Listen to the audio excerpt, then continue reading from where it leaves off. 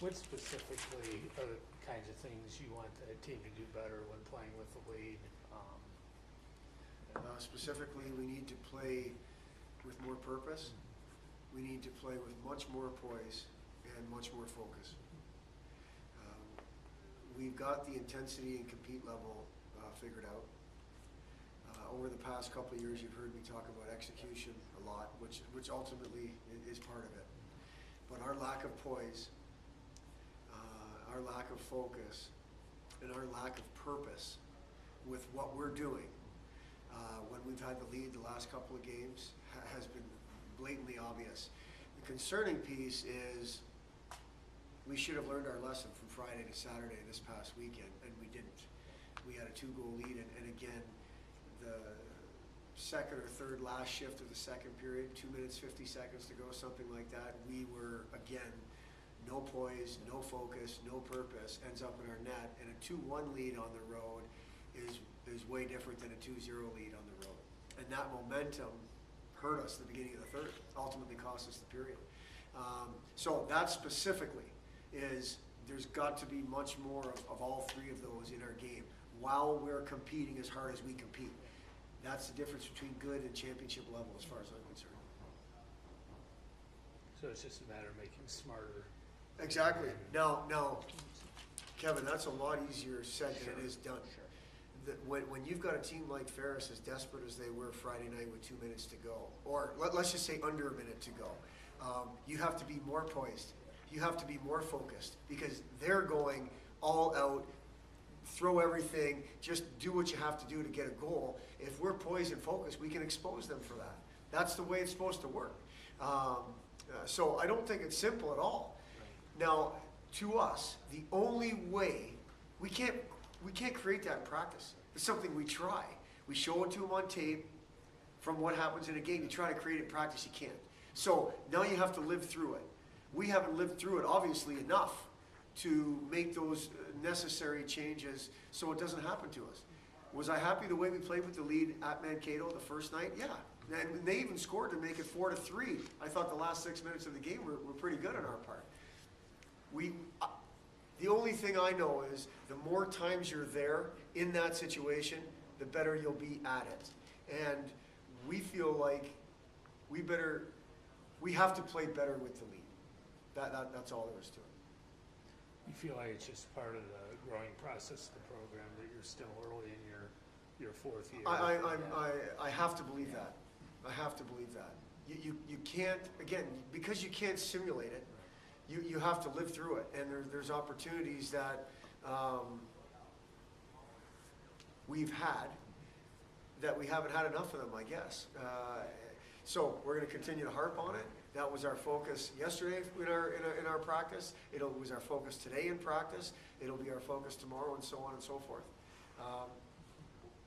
When we're playing good hockey, we're getting leads.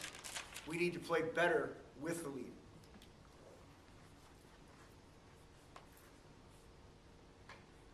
The schedule is what it is. How do you feel about playing a team twice in 3 weekends?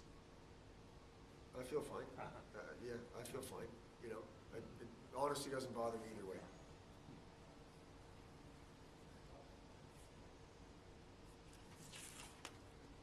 Good to be home though, Coach? Yes. You know, I think we've talked about it enough. Last year at this time, our home record wasn't great. This year at this time, our home record's pretty good. And there's some real positive talk amongst our students and the bleacher creatures and so on. And I think they're excited to get us back home. And I know our boys are ready to play at home again. I apologize if you answered this question already. Talk a little bit about special teams play. If you can. Yeah, well, I haven't. First of all, we'll start with the power play. Obviously, we had it going at a north of 20% clip for a while. So I think that the changes are subtle yet very, very necessary. Our intensity needs to improve on the power play. Our sense of purpose needs to improve on the power play. We're gonna tweak the setup potentially. We're gonna tweak the personnel potentially, but ultimately we have power play players on this team. regardless of what the setup is, we have one more player than they have on the power play. And we need to find a way to execute at a higher level on the power play. I think this weekend specifically, coming up, you've got two power plays that are struggling in Mankato and Ferris. Mankato and Bowling Green. Now, you've also got two very dangerous power plays because of the people that are on there. So now we'll go to the next part of it. Our penalty kill has been a little loose as far as we're concerned the last couple of games. The results have been fine, and we like percentage-wise where we are as a body of work from game one to where we are today. But we gave up a goal that we had no business giving up late in the game at Ferris. That was a 5-minute power play and so on and so forth, but we had them stymied for the first 4 minutes of that power play, or whatever it is, 3.5. So that little bit looseness on the penalty kill has got to change. We've got to get back to sharp and hard and executing on the penalty kill as well. So I think right now, today, one part of our special teams in the power play needs a wake-up call and needs to get better. And the other side of the special teams is the penalty kill, and we just need to tighten up a little bit and get back to being sharper on the penalty kill.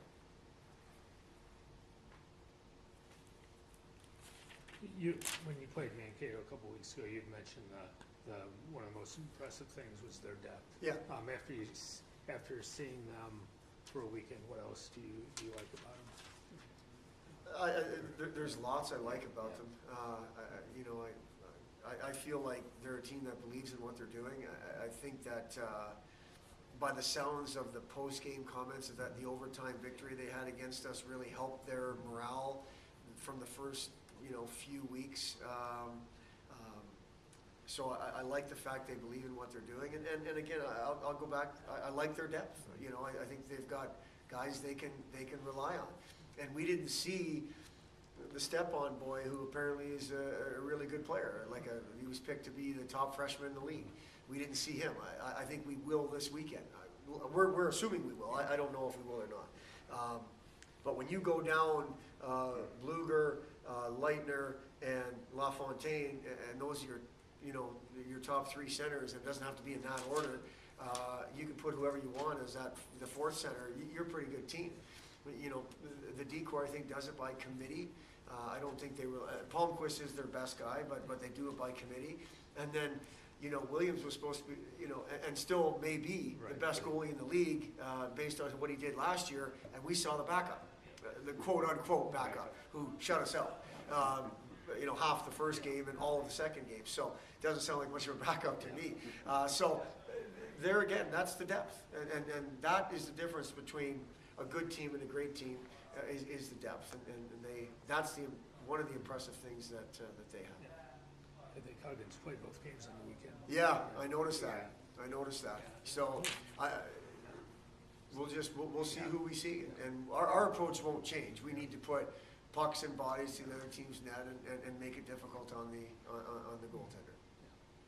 Seemed like when you guys did that over the weekend, you were really good. Yeah, I agree. Yeah. I agree totally. I think we were not very good the first two periods Friday. Other than that, I thought we made life difficult on Mott, and he's one of those guys that he's going to be great. So you better make life difficult on him, or he'll make you look not very good.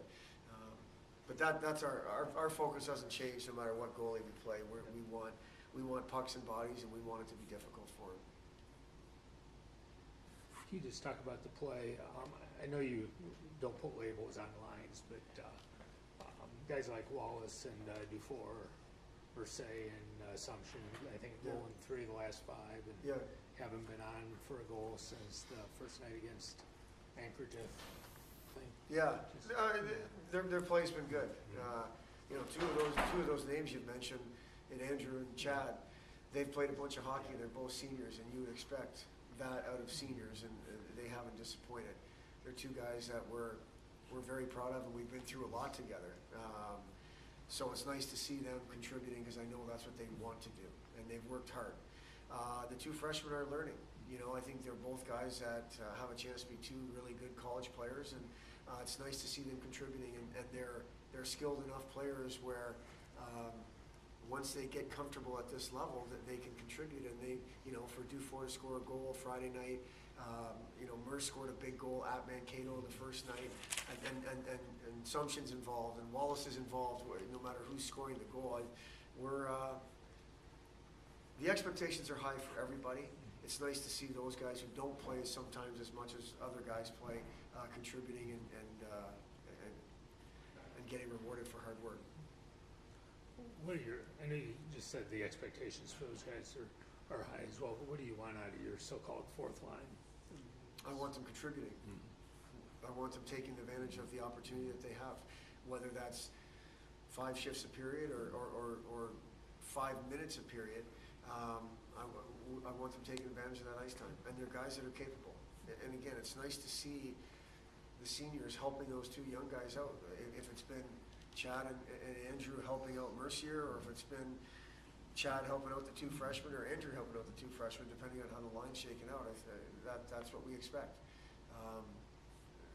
It's sometimes difficult when you don't play for a stretch of time for whatever reason, and then you get called upon, but that's opportunity. And I think we've talked enough about what this program is, what guys do with their opportunity, that's on them. And those guys have at times have taken advantage of their opportunity. Any injuries out of the weekend? No injuries on the weekend, no. So Carpenter's And Muller. okay. But Muller's back skating. He That's- just hasn't. The issue was he started hitting too quickly. He got involved. He can be out there skating because the bone is healing, but he can't be out there full go. And so we're gonna obviously learn from him trying to come out of the gate a little bit too quickly. And he skated today, but I think he's a ways away from playing just yet. Can you comment on Ryan's mindset, coach? I mean, obviously a couple just ready to go back on the ice and get nicked up Yeah. again. He's a leader on the team. He's still a leader off the ice as well. He'd have to give you the absolute mindset, but we've obviously talked to him a lot. His mindset is as positive and optimistic as any kid that you can imagine. The things he thinks about are, well, this guy's worse off than me, or that guy's worse off than me, and using examples in the hockey world, that's Ryan. You know, it's not that bad for me. I'll be playing here real soon, which I believe him 100%. I just, you know, are there days where Ryan may say, why is this happening to me? Sure. He'll be back playing real, you know, when he's able. I think his mindset is as positive it can be, and we've asked him on those days where maybe you're feeling a little bit sorry for the situation, please come in and talk about it. It's through adversity that relationships really get shown, and you have to see what people truly think about you in times that are difficult. And this is a difficult time for Ryan. But I've said this before, it's a difficult time for Brett Moeller too. This is a senior that's watching days go by, and that's one less day, and he knows that. So we feel for Brett just as much. His has just been a little bit different than what Ryan's has been. So I think Ryan's mindset is good.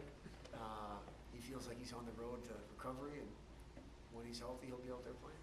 Will conditioning be an issue? I mean, obviously with a hand, Yeah. skate, but with a foot. I think it will be. Uh, It won't be as much as a normal skater because this kid's in unbelievable shape. The other thing that'll be an issue for Ryan is keeping him reined in a little bit, because he's going to want to go. Once it feels better, he's going to want to be out there skating, and I'm not sure that's the best thing for him. I think we got to keep him off that foot until it's healed, and then we can start getting him into skating. Whereas as you mentioned, the finger, he could skate all day and just not handle a puck.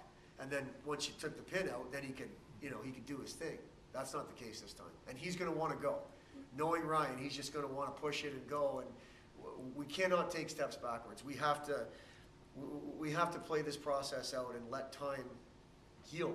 And I think that's going to be the biggest challenge. He'll have time to condition probably over the Christmas break, really. But again, I think keeping the reins in on a kid like that is going to be the most difficult thing.